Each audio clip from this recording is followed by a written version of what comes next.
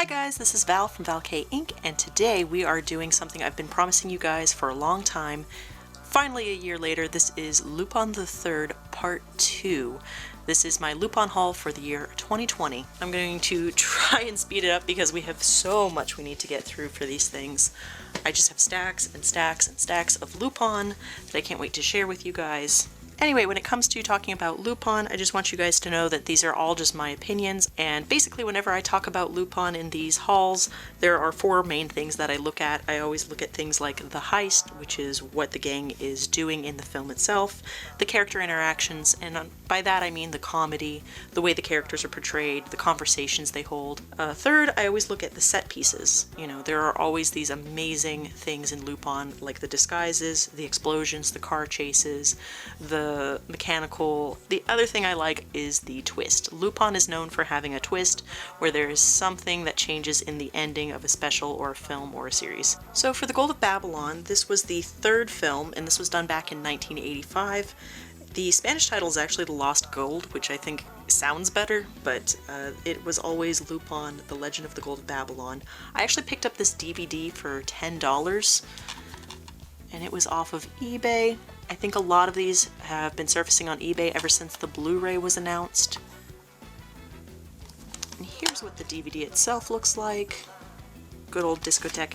It also has the alternate cover, which is really interesting. This alternate cover art with these pyramids in the back and with these weapons and chains and this arrow. This was from a rejected script. I think the most interesting part of this special is that it really went through the ringer as far as being completed. It had a lot of troubled production. So originally, for this film, it was taken to Hayao Miyazaki because he had done Cagliostro, he had done the series, but at this point, Miyazaki was so burnt out on Lupin, he did not want to do it. And basically he said, you know what, I don't want it, but maybe Mamoru Oshii could direct it. They had troubles with Oshii as well because he had these scripts that included Lupin not being in this movie at all until the very end. There was also another script that was presented where an architect was building his own Tower of Babylon. For some reason those didn't go through and things weren't clicking, so they moved on to a new set of directors. This led to Seijun Suzuki and Shigetsugu Yoshida. Now, the interesting part about Seijun Suzuki is that he was not an animation director. He was actually a film director. And he was one that was blackballed out of film directing because he had sued his previous employer for wrongful termination. And he was quite well known for his Yakuza movies and his really auteur, really strange style. He has like a very kind of dark sense of humor. And for some reason they decided that that would work well with Lupin, so they went with him. The writing had switched between a couple of different writers. It feels very chaotic. This movie is kind of nuts, and I honestly think if you want to try watching this movie, please go to Retro Crush TV and watch it for free. Decide if you want this as part of your collection, and then decide if you want to look for a used DVD or if you want to spring for the new Blu-ray version, which does look quite nice. I really like some of the characters. But then there's other parts of it that are just a little too goofy for me. It's very Pink Jacket. If you like this, I highly recommend looking into the third series, which is Pink Jacket Lupin. Next up we have Lupin the III, the Hemingway Papers. And this was actually the second TV special. It was done in 1990. I got this for about $15 or $14. I think it was $15. It was off of Right Stuff's sale. One of the few places that still has a few of these copies, by the way. This was directed by Osamu Dezaki. We're going to see that name a lot in these. This is one of the specials where we are in the middle of a country looking for a treasure. So that's pretty much the heist here. I actually really like this special. I was not expecting anything from it. Here is the disc art. Here's the cover. But yeah, this ended up being quite fun. It kind of has the same feeling as, I want to say, Dead or Alive, where Lupin and the gang are going to this other country. There's already this kind of coup that happened and this war that's going on, and they're looking for this hidden box through these papers that Hemingway wrote. And it's really interesting. It's a fun little special. I like that this special shows a lot without telling. For example, when you first see the land, it's very arid and desolate, and the forests are completely destroyed, and there's all this old digging machinery that's left around that's not being used. And it's not mentioned, but there is a line later in the movie that talks about how these warring factions and all these explorers came in and decimated the land and left all their equipment. And you go, oh yeah, that's what I saw in this. It was really clever the way they put that in there. So this has a famous scene where Jigen and Goemon face off. This has a really cool female protagonist named Maria. She actually saves Lupin more times than he saves her. So it's just a fun one. If you do see this, I suggest picking it up. I imagine Discotek will at some point put this on Blu-ray, probably not anytime soon though. And it is a little harder to find, but I really did enjoy this one. Next, we're going to be talking about one that's pretty well known actually, just at least in the Lupin community. This is Lupin the III, Napoleon's Dictionary. This is also known as Steel Napoleon's Dictionary. This is the third TV special. It was done in 1991. I actually went to Discotek and their eBay page because nobody has this. I had to pay $24 for this. And this special is very interesting because it is considered one of the worst animated Lupin specials, which is a huge shame because I actually really like the story in this one. I like the characters. I actually like a lot of the jokes, like a lot of the character interactions, conversations, the humor. I think with a little better direction and way better animation, this would be quite nice. The other thing I really like about this one is that we actually look at Lupin's father here, Lupin II. He's a big part of this, as well as Lupin's mother. So it just has this nice history in it. But man, let me talk about the animation in this for just a moment. Just a moment. There's no director credited with this because it seems like this special was done in a hurry. If you listen to the commentary, it sounds like it might have been 2 or 3 months to complete the whole special. It also has a huge list of people who have either never worked in animation before or were just starting at TMS. So it was a brand new venture for a lot of these animators, and it shows. I was reading some reviews on this, and some reviews actually said Lupin fan artists could make a better special than this, which is kind of heartbreaking, really intense. This is actually a great heist. I like this concept where Lupin has to take this old Packard and he goes into a race across Europe. It's just fun. There's some fun stuff in here. Some of the jokes fall flat. I think that might be because it didn't have a director. A lot of people suspect that it was Osamu Dezaki because he was still with TMS at the time. He was doing the other specials. But there was a different character designer on this. There was just a lot of, I don't know, missed opportunities with this and just poor animation. If you are a huge Lupin fan, I suggest finding this. I think it's rare and interesting, and I've watched it way more times than I should have, just because some of the animation frame rates are so strange in this. I swear there's a couple of scenes where you generally have like 30 to 40 frames of animation for smooth animation, and I swear some of them have like 12 or 15 frames. It is kind of disastrous. So, not a bad written special, but man, just something else happened here. I actually like the old Packard and the way Lupin fixes it up to have all these like James Bond-esque tricks in it. So yeah, I really like this one. This one's pretty famous for that one gif where they're looking at Fujiko in a car and they say, oh, she's scamming money. You go, Fujiko. So, you know what? I'm really happy to own this. I've watched this way more than I should have. Worth every penny in my mind. Next up, we have Lupin the III from Siberia with Love. Here's this lovely cover. Here we go. Very nice. And of course, this is another Osamu Dezaki. You can kind of tell he has this very elongated style with his characters. And this is a fun one. I actually enjoyed watching this. I think I still prefer the other two story-wise, but this has some really great stuff. This was changed from its original title From Russia with Love, of course, because Ian Fleming's novel 007 From Russia with Love, there would have been a copyright issue. But yeah, this is also known as the Bank of Liberty, the Treasure of the Tsar. There's a lot of things about this one. Fourth TV special, 1992. I should show you guys the disc. Here is the disc. Yep. My main issue with this is some sequences run a little bit too long. And I think the ending is a little boring compared to the rest of it. I really actually like the part where they're just trying to do an old-fashioned rob a bank. And the bank scene is really fun. This is him digging into the bank. Look at that really cute Lupin. The bank scene is actually really fun because it's a bank where thieves keep their prizes, and it knows that all of its clientele are thieves. And there's just some really good interactions there. Really fun. I will watch this again at some point. I just don't know when. Next up, we have Lupin the III, The Pursuit of Haramo's Treasure. And this is the 7th TV special. This was done in 1995. And here is the side and the back. By the way, you'll notice I have stickers reminding me of years these were made because it's kind of hard to find them on these. They don't come with this. This is me being a weird collector. Anyway, I actually got this DVD right before the announcement that the Blu-ray was coming out. Kind of a shame because I think if you're going to pick this one up, go for the Blu-ray. The DVD plays fine, everything works. I just think that Discotek has been very good about like cleaning up some of the cells, and there's some really neat animation in this. I actually like some of the color choices done in some of the scenes.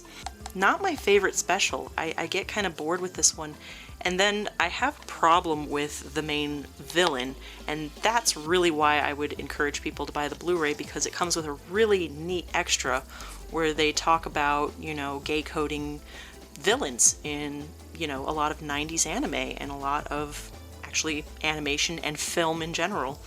And that is kind of a sticking point of this one. This one is famous because it does have that really cool gif of Lupin like punching through a Nazi swastika. That's always fun. And there are some really fun little like jokes in this. Lupin gives a bunch of guards like porn videos so he can get past a point. Jigan does a little dance to distract some other guards. Like, there's fun stuff in this. It's just kind of messy as a special. Again, this was another Osamu Dezaki directed one. This was the last one that I believe he directed. He was wanting to work on other projects at this point, but he still stayed on with TMS. He did like Hamtaro and some other stuff. At some point I will pick up the Blu-ray. I do want to see that extra that's on there. This one's up on eBay for super cheap now that the Blu-ray is out, in case you're looking to backlog and get all the DVDs. Next up we have the Columbus Files, Lupin the III, Columbus Files, and this is a Fujiko focused one. And this is also known as Fujiko's Unlucky Days, The Columbus Egg, various titles like that. This is the 11th TV special, and it was done in 1999. This has Shinichi Watanabe as the director. This one is really famous because this is the one where Fujiko experiences amnesia, and because she takes this really big fall. This one I like. I actually do enjoy this. I don't know how other people feel, but I like it because I love Fujiko and Lupin in this.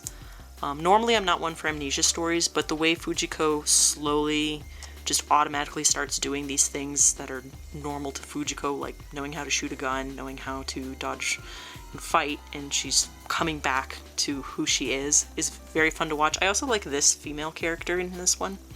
Oh, the other thing I love about this special, the second I heard this voice, I knew that this was Shigeru Chiba, who voices Buggy in One Piece. And he is an amazing voice actor if you're listening to the Japanese in this. Look him up if you don't know him. He's done a ton of voices throughout the years. And he is like chewing the scenery in this. This villain is really fun to watch. He also does this thing in here where he wears a green jacket, but he can disguise himself to kind of look like Lupin. There's some fun little stuff in here. And here is the back. Yeah, I ended up liking this one. I don't know when I'll watch it again. It's actually been a while since I watched it the first time. There's a very sexy opening scene, so, you know, just a heads up on that. But yeah, this one ended up being quite nice. I enjoyed the interactions with the gang in this one. Next, we have Lupin the III, The Alcatraz Connection. Yes, indeed. My dog is here. Anyway, this is Alcatraz Connection. This is the 13th TV special. This was done in 2001.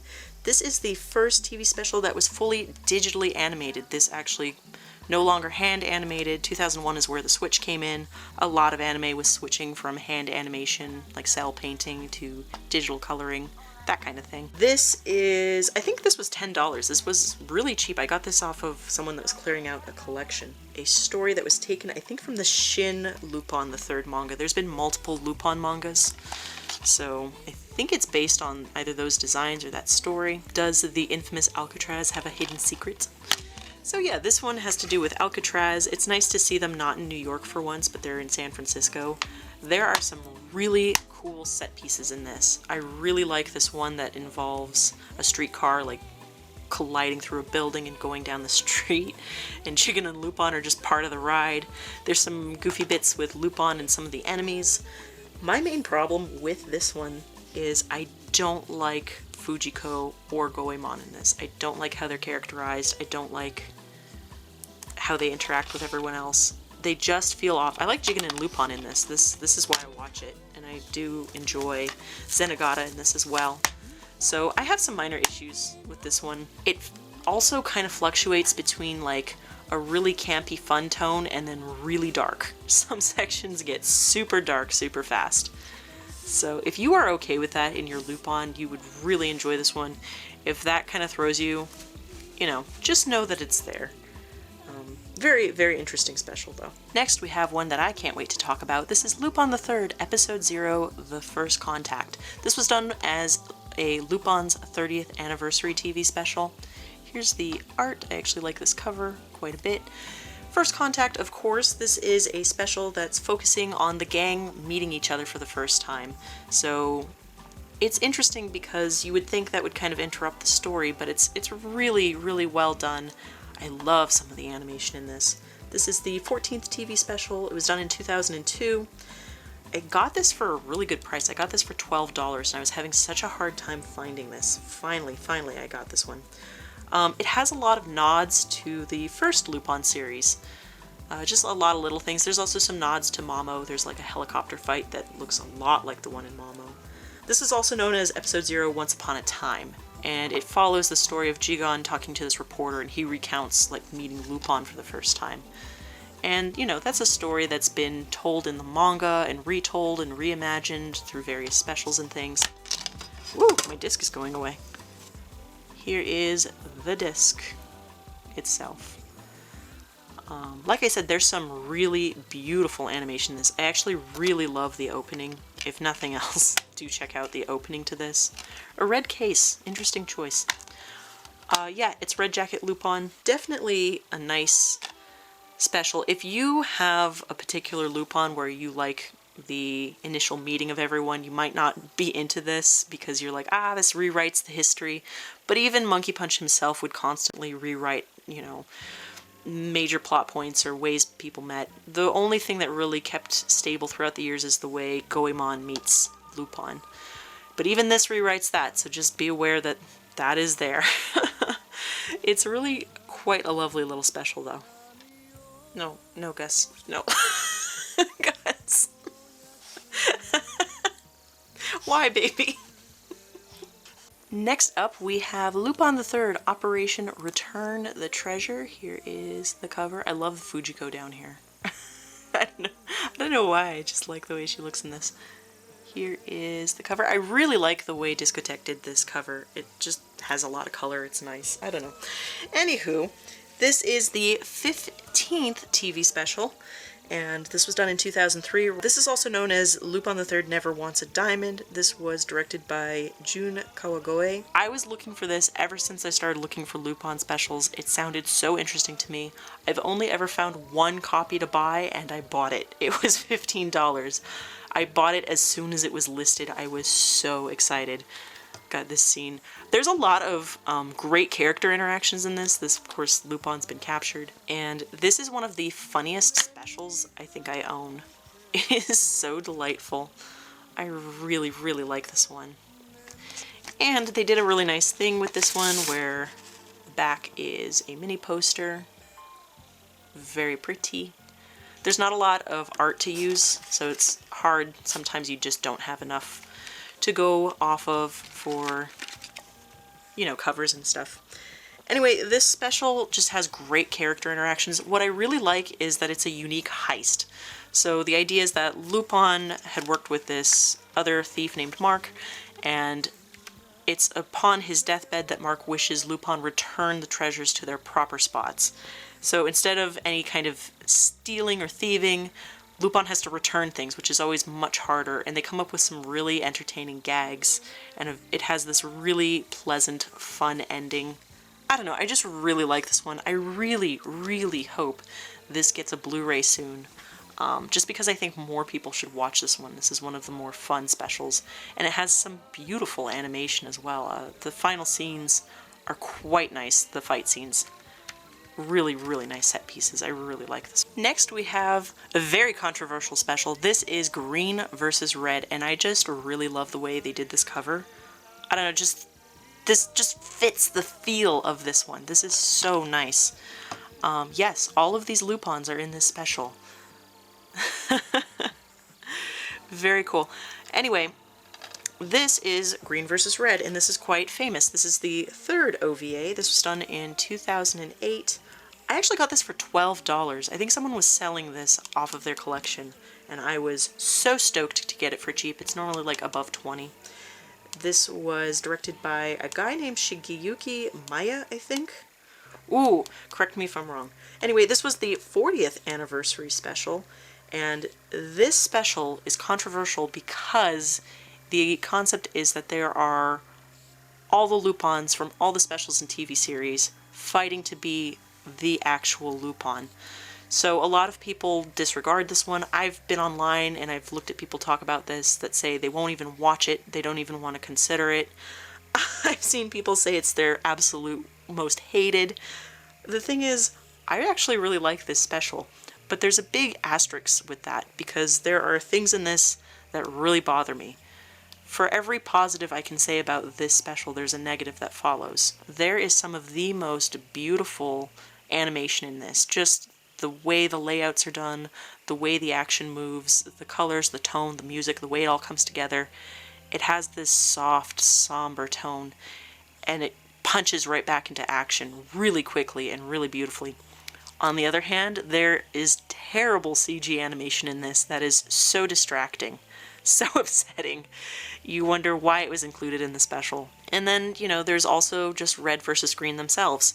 So the two main Lupins out of the slew of Lupins in this special, there is one who wears a red jacket. He hides out in a bookstore that an old man runs. He's clearly meant to be manga Lupin. And then there's this curious green jacket Lupin who lives in a family restaurant that he runs with his girlfriend. There's a TV that's constantly on. He's clearly meant to be TV Lupin.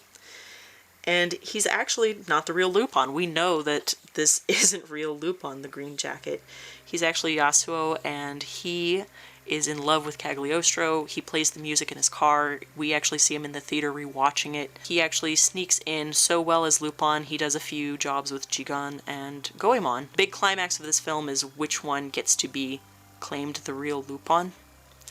I like this because it's such a mind game. It's this really crazy, well, of course there can only be one Lupin, but in the context of, you know, Lupin throughout the years and the lore, there's this huge struggle over who and what Lupin actually is. And I love the old man in the bookstore who talks about, you know, whoever is the best Lupin, that becomes the new Lupin. So there's a great twist in the end. I really like it in this one. And listen, I know that most people when they pick up a Lupin special, they just want to watch, you know, actual Lupin doing his thing. They don't want a mind game. They don't want to question who the character is or what their purpose throughout the years has been. I think it's great. It kind of reminds me of some old Monkey Punch chapters that were very mind-bendy like this. If you see this for a good price, I do encourage you to pick it up. I have no idea if this will ever come to Blu-ray.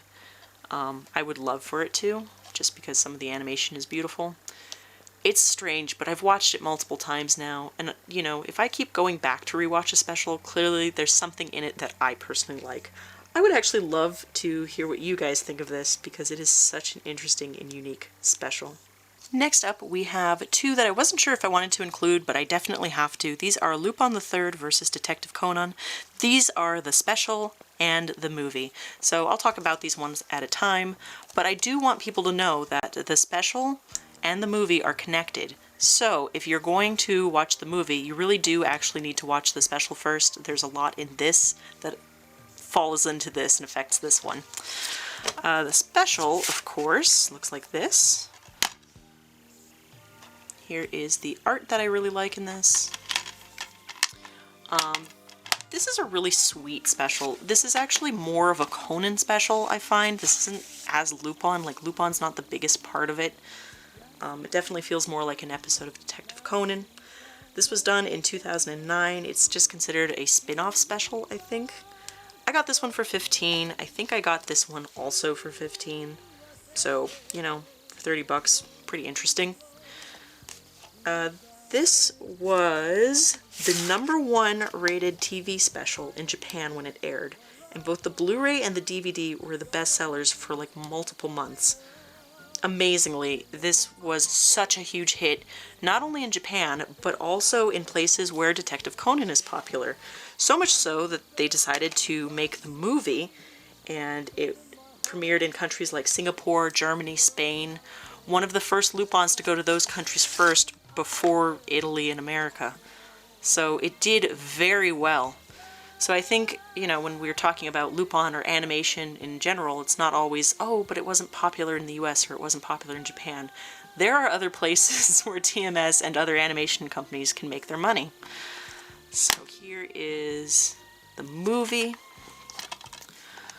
These are very sweet. Like, these are very nice, very Cagliostro's type movies, if you're looking for like the Lupin side of things. They're just general, very nice, succinct Conan episodes if you are watching it for Conan. If you like one or the other, I suggest watching these. I really do. I actually do enjoy them. The movie I like a little bit more, but again, you do need to watch the special to get everything out of the movie.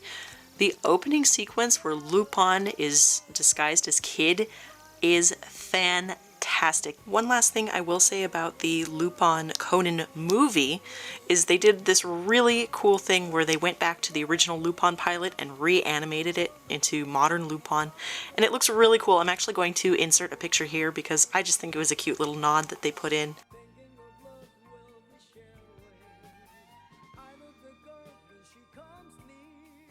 And I really enjoyed these. I do recommend them if you like either of these franchises. The next thing that I want to talk about are the Lupin the III movie packs. These are thin packs that Funimation put out of a bunch of the specials, and a lot of these are actually coming up on sale on eBay and private sellers and places like wherever you buy your used anime, because people are switching to the Blu-rays. So generally I find now that more of them are coming out, they're about $50 each. Their original prices when they came out in the late 2000s was $24 for the first haul pack and $25 for the final haul pack. And I just thought it would be cool to show you guys what the packaging looks like in case you are picking these up. It's a great way to get a nice bundle if you don't want the individual DVDs.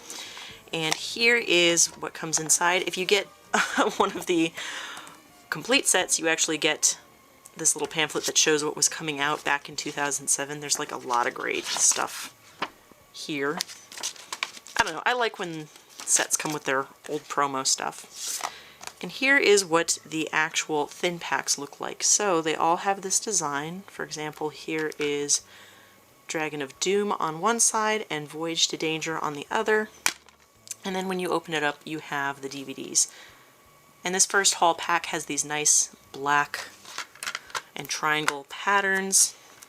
Next one in there is Secret of the Twilight Gemini, which is also on Blu-ray now through Discotek, as well as The Pursuit of Haramo's Treasure.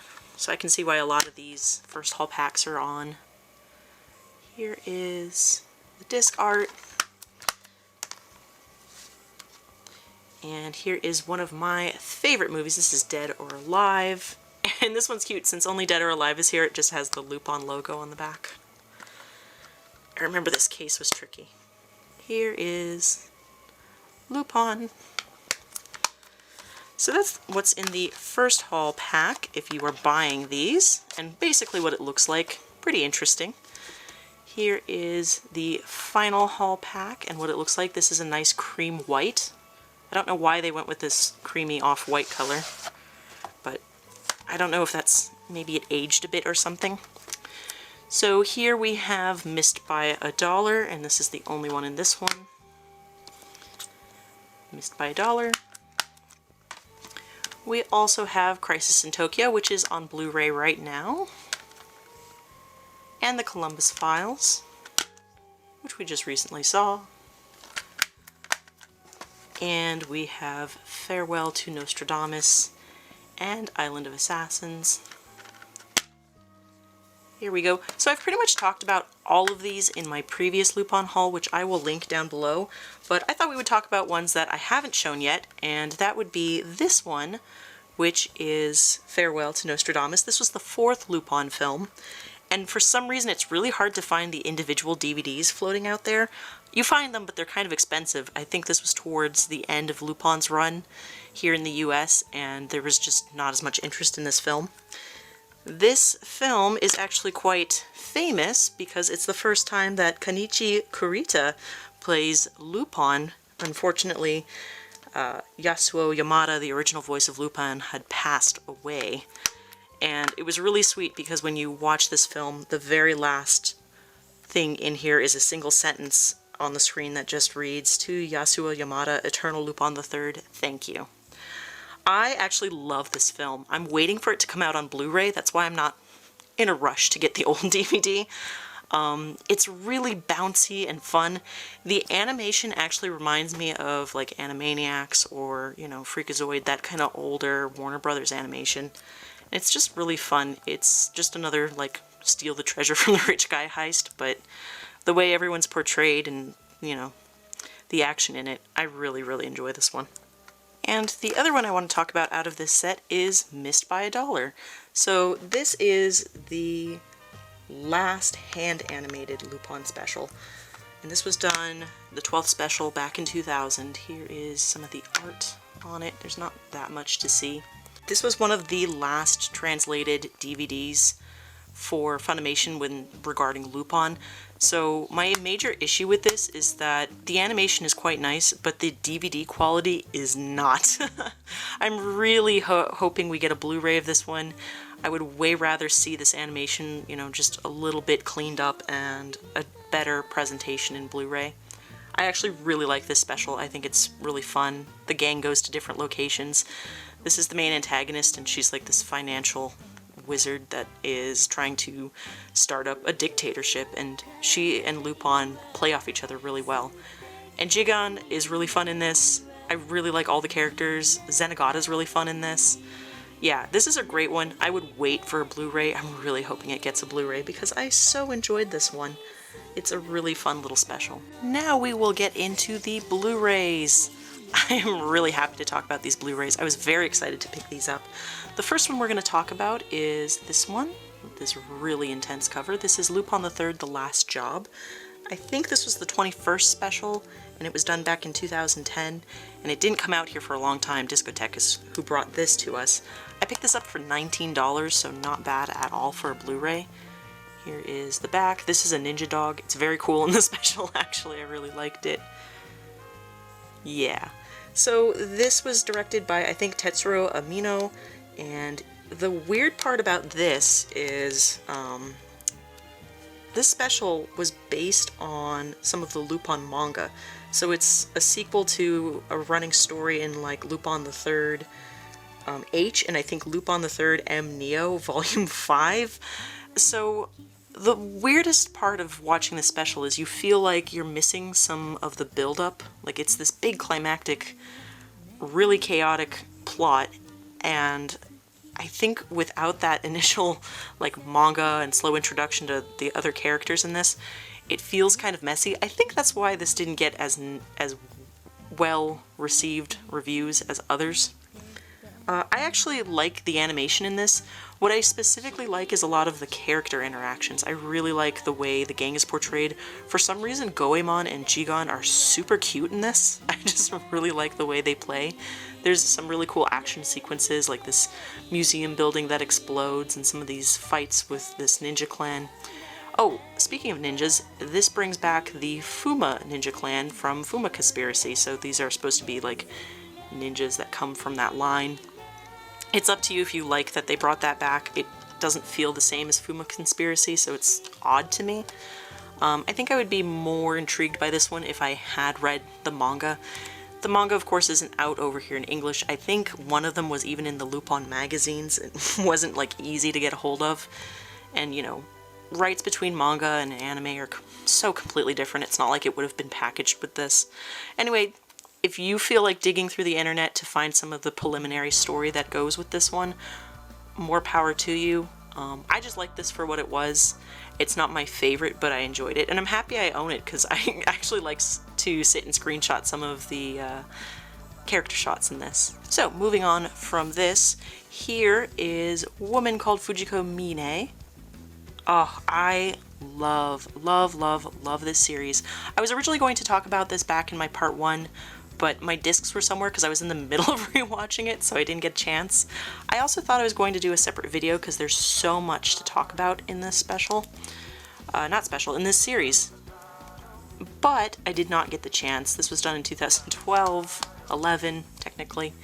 Anyway, this was a series that was a spin-off series, and it was for the 40th anniversary of Lupin. They wanted to really change up the formula and the design, so they actually went with the director Sayo Yamamoto, and you may know her as the director for such things as for Yuri on Ice, and she's done a lot of animation work for Madhouse, just a powerhouse of a director and an animator. And she's worked very closely with Takeshi Koike. They worked together on Redline, they're very good friends, they worked on various, animation endeavors at Madhouse. Mari Okoda, who's a writer, she's a female writer, and she's done all sorts of various, adaptations for manga to anime.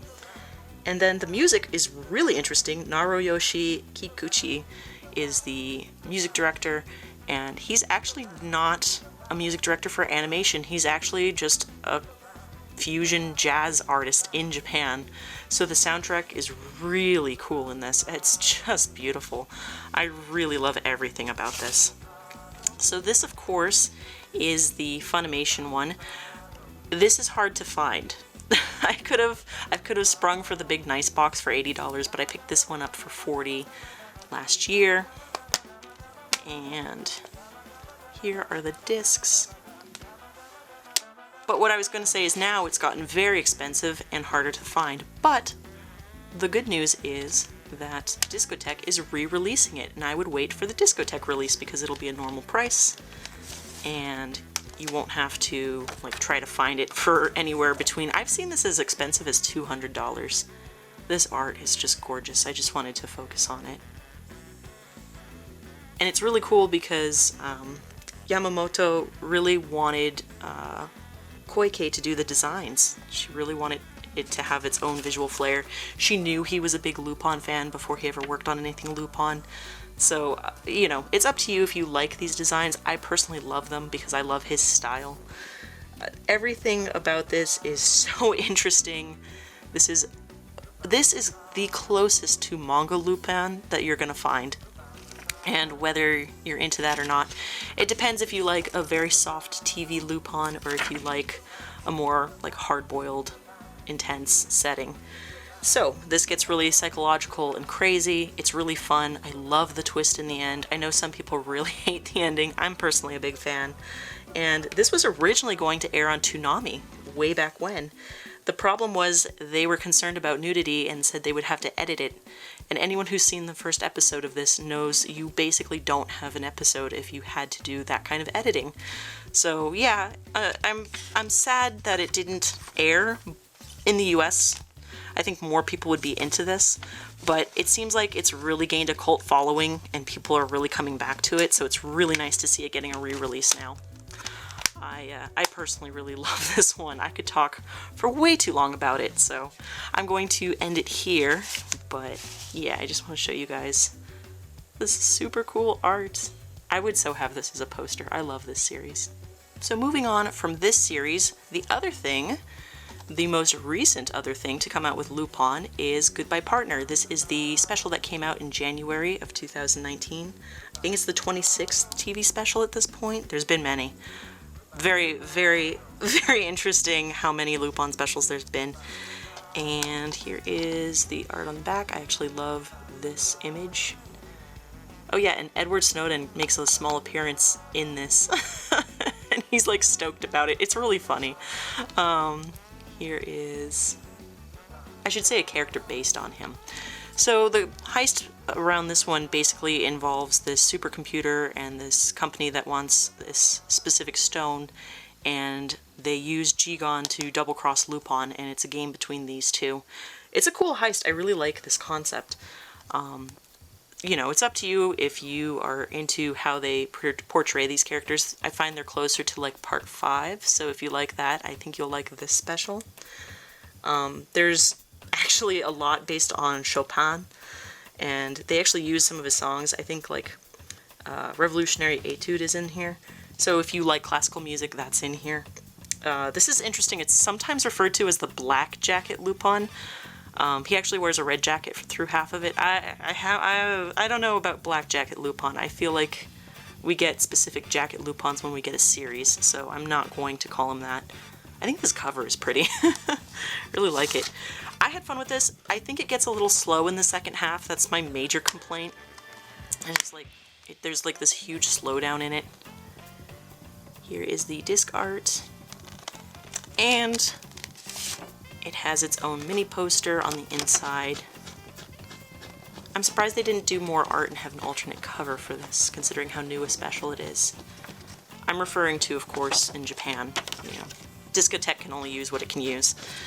So, I really ended up enjoying this. I think the way a lot of the mechanical and technical stuff, animation-wise, is done is beautiful in this. I really enjoyed it. I would love to know if anyone else has watched it recently, what you think of it. Let me know down in the comments. So, moving on from Goodbye Partner, we have something that I got earlier this year. I pre-ordered this. There was actually a sale on Right Stuff, so I only got this for $20. But I was so excited. This, of course, is Lupin the III, Fujiko's Lie. Here's the cover. Here is the back cover. Who needs the truth when you can believe in the lie? Beautiful art. I really like this cover. Here's the original Japanese cover underneath. Some people way prefer this one. Gorgeous, gorgeous. So this, of course, is a spin-off special, and this follows, of course, in line with Jigon's Gravestone, Goemon's Blood Spray, and finally the third, Fujiko's Lie. These are, of course, directed by Takeshi Koike, and these are spin-offs off of Woman Called Fujiko Mine. So, each of these specials tends to focus on one Lupin character, this one clearly being Fujiko. I like everything in this one. Just the whole gambit. I love the heist itself, where Fujiko's trying to scam money out of this company by being the nanny to this boy. I love the character interactions, even the enemies. I like the way that they bounce back and forth between each other and between the main gang. I love a lot of the setup, like the car chases, the explosions, the fight scene at the end. I really love so much of this. I love the twist. The ending to this is so wonderful to me. I've watched this way too many times, by the way. I should show the actual disc here. But yeah, man, talk about a special I fell in love with. And I have no idea how other people feel about this one. I didn't look up any reviews. I haven't looked into what other people have said online. I just know that I really, really, really enjoy it. So the main antagonist in this is Binkham. He's loosely based on Pai Cal. He's supposed to be this, in Koike's own words, man with a mysterious atmosphere. So one of the more interesting villains. I think what I like so much about these spin-off specials is the detail and direction that has gone with each villain to pair up against someone in the gang. So yes, I really, really enjoy this one. I encourage everyone to look at the specials. I think they're great. I have all sorts of little notes and things, but honestly, the best way to experience this special is to just go ahead and watch it. It's one of my favorite Lupin things that I bought this year. I'm really glad I pre-ordered it. One more note before I finish off about everything. The whole concept between these spin-off specials is that there would be 5 of them. I saw an interview where Koike said that, you know, they're each going to be focused on a character. Next up is going to be a film noirish like Zenigata one, and then the final one is going to be Lupin himself. And I really hope these sell well because I really want them to come here. I want to have all of them lined up on the shelf. So, that is it for this one. I just thought I would gush about some of my favorite Lupins and everything that I picked up. So, that's it. I know it's been a long wait, but hey, look at all this Lupin I'm bringing to you guys. And let me know down in the comments, have you guys seen any of these? Have you guys been picking up more Lupin? I know that I will be picking up more Lupin. I have some series stuff that I need to pick up. I have a pre-order for Lupin the III of the First that comes out in January. So guess what? I'm going to end this video letting you guys know there will be a part 3 Lupin haul next year. And maybe I can get to it a little faster than this one. Anyway, guys, I just wanted to say hi to all my subscribers. You guys rock. And I hope you guys are doing very well this time of year. And, you know, congrats to everyone for making it through this year. I know it's been a tough year, but I'm really happy that I can still make videos, putting them out for you guys, and that you guys are doing well. So take care, and I will see you guys in the next video. Bye, everyone.